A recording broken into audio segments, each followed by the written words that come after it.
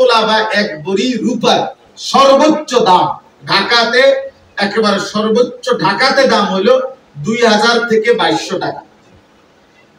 আর আঞ্চলিক ভাবে আরো কম, 1000, 1200, 1500, 1600 টাকা 1 ভরি স্বর্ণের দাম। আগে আরো কম ছিল। তো যদি 2200 টাকা হয় তাহলে 52.5 ভরি রূপার দাম কত? দেখো 52 × 2200 পূরণ দাও, 1,14,400। আচ্ছা, আরো অর্ধেক, মানে আরো 1100। 52.5 না,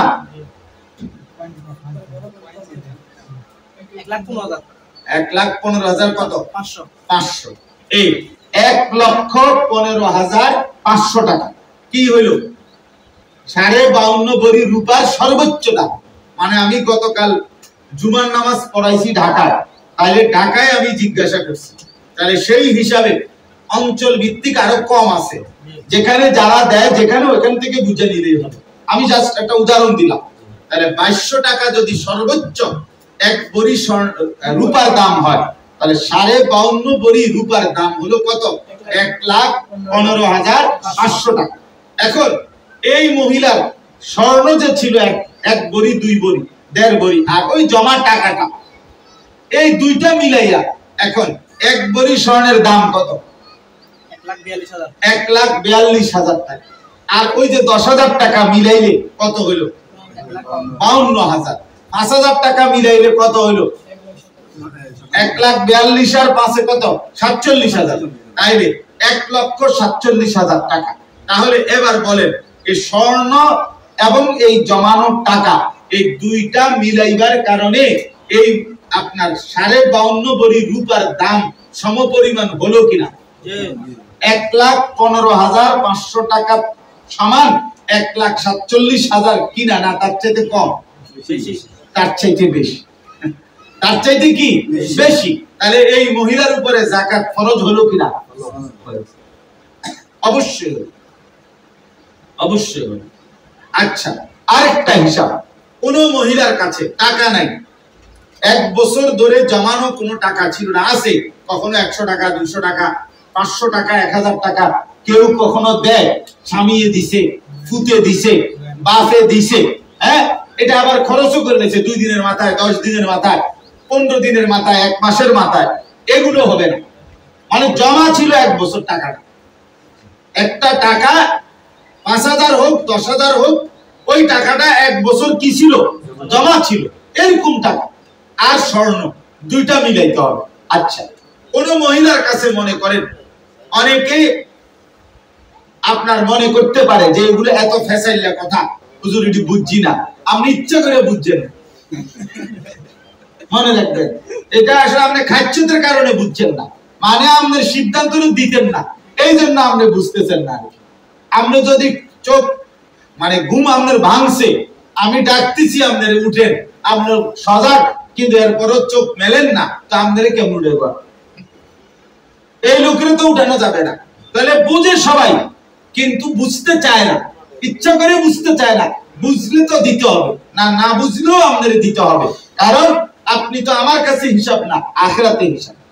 আচ্ছা চলেন, তো স্বর্ণ আছে মনে করেন 1 ভরি বা 2 ভরি স্বর্ণ আছে এই মহিলার কাছে, আর রূপা আছে কিছু, রূপার বানানো, যেমন মহিলাদের, জওয়ান মহিলাদের কাছে রূপার বানানো নুপুর আছে, নুপুর, পায়ের নুপুর মহিলারা রূপা দিয়ে বানায়। তাইলে এরকম হাতের চুড়ি 1 জোড়া আছে স্বর্ণের, 1 জোড়া আছে রূপা দিয়ে বানানো, 1 জোড়া আছে সিটি গোল্ডের। এগুলো তো বাদ, এটি শতবদল, এগুলা কোনো ইয়া না, স্বর্ণ বা রৌপ্য না। কিন্তু রূপার বানানো মনে করেন নুপুর আছে, রূপার বানানো হাতের চুড়ি আছে, এরকম যদি কিছু পরিমাণ রূপা থাকে, তাইলে এই স্বর্ণ এবং রূপা দুটোটাই গত 1 বছর যাবত ওনার কাছে কি ছিল, মানে আছে। এইবার দুটোটা মিলাইতে হবে, এই স্বর্ণের দাম আর রূপার দাম। তাহলে স্বর্ণ 1 ভরির দাম 1,42,000 টাকা। ওই রূপা নুপুর বানাইছে মনে করেন 2 ভরি রূপা দিয়া, তাহলে 2 ভরি রূপার দাম কত? 4400 টাকা। তো এখন 1,42,000 আর যোগ 4400 টাকা কত হলো? 1,46,400 টাকা। তাইলে এখন বলেন এই দুইটা এখন একসাথে মিলানোর কারণে 52.5 ভরি রূপার দাম 1,15,500 টাকা। তার চাইতে বেশি না কম?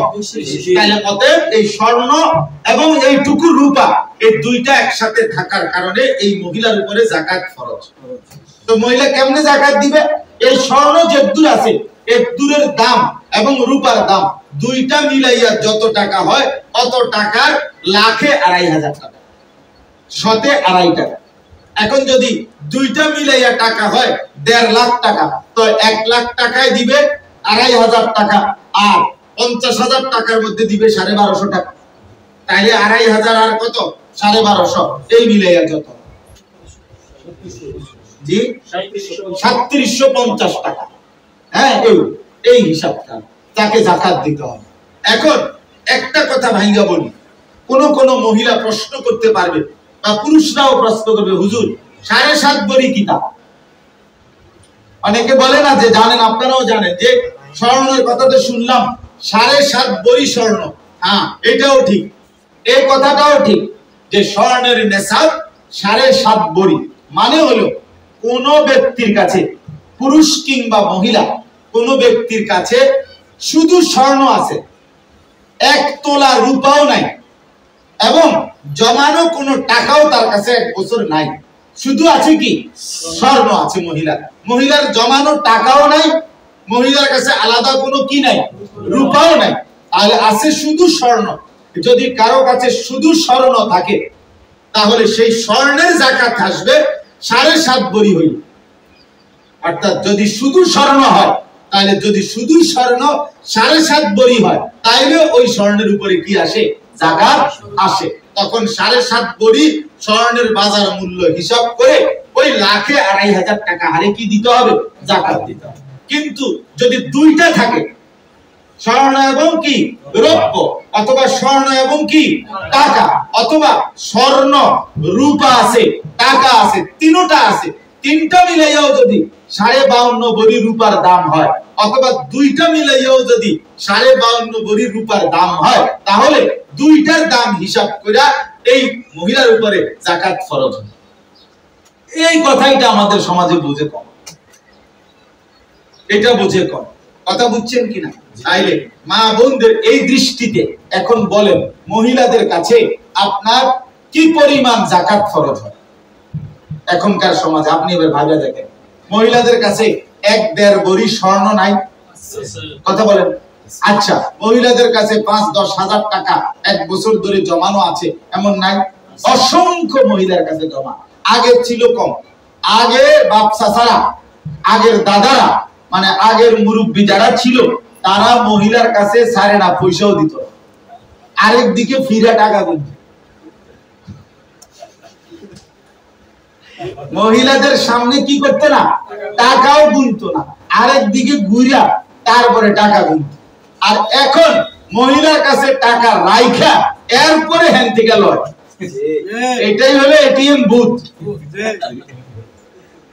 কাজে এখানে আগে টাকা রাখে, এই জন্য বিভিন্ন পারপাসে স্বামী দিছে, ছেলে দিছে, বাবা দিছে, বিভিন্ন ভাবে মহিলাদের কাছে জমা টাকা কি থাকে। অর্থাৎ মহিলারই মালিকানা এই টাকাগুলো। এখন এই 10,000 টাকা উনি আজকে 1 বছর যাবত খরচ করে নাই, 20,000 টাকা আজকে 1 বছর যাবত খরচ করে নাই, রাইখা দিছে আলমারিতে, ভ্যানিটি ব্যাগের মধ্যে, অথবা কোনো জায়গার মধ্যে। তাহলে এখন তার এই স্বর্ণ এবং ওই জমা টাকা 1 বছর ধরে থাকার কারণে দুইটা মিলাইতে হবে, দুইটা মিলাইয়া যাকাত আদায় করতে হবে।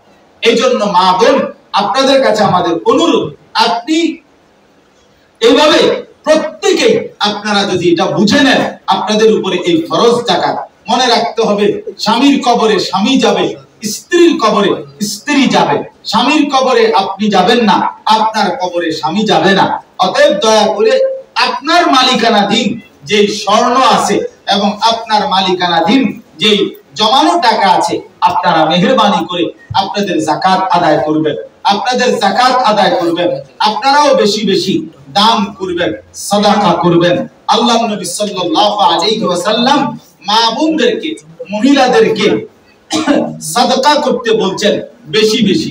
রাসূলুল্লাহ সাল্লাল্লাহু আলাইহি ওয়াসাল্লাম বলেন তাসাদদাকনা ওয়ালাউ মিন হুলিকুন্না, তোমরা তোমাদের গহনা অলংকার দিয়ে হলেও আল্লাহর রাস্তায় সাদাকা করো। এজন্য আপনারা মাদ্রাসায় এতিম গরীব ছাত্রদের জন্য আপনাদের যাকাত থেকে, আপনাদের সাদাকা থেকে